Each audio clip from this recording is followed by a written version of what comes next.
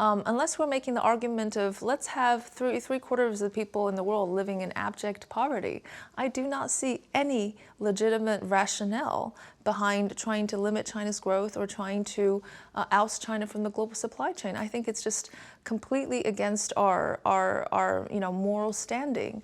Not to say it's not in the spirit of collaboration since we built post-war, but this stems from a misunderstanding, I think, on both sides, China with the U.S. and U.S. vice versa. And for one thing, the U.S., or at least a common perception, is China's trying to displace the U.S. I don't think that at all. That it's aspiration. In fact, its aspiration is to become a technical and industrial power, more like after the German model, a bigger Germany, and with its managed capitalism rather than free market capitalism. And at the same time, China also misperceives U.S. intention. I don't think everyone in the U.S. has the intention that we need to stop China's growth, but in fact, delineate and carve out these areas of contention, hopefully try to sort them out, respect each other's national security considerations, rather than let it corrode the entire economic landscape. If we're not careful, that's what's going to happen.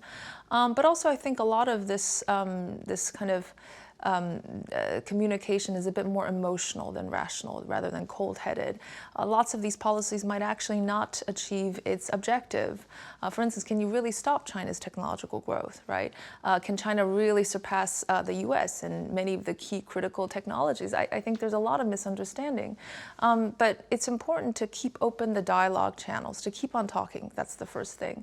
And second is to see each other's perspective and understand each other. For instance, people think about China as having a centralized state model and that it's crowding out the private sector. That's not at all the case. Just look at the data. 30 years ago, 70% of the wealth belonged to the state. Today, 70% of the wealth belongs to the private sector, which also provides 80% of the jobs, 70% of the industrial output. It is firmly in the driver's seat. So that centralized approach is more political centralization and setting the strategic objective, but there's a huge amount of autonomy left to the local level, left to the entrepreneurs, left to the local mayors, and they have an interactive, dynamic relationship. All of that is actually happening on the ground, and sometimes we get lost in these very grandiose messages on either side, but I don't think that depicts the reality.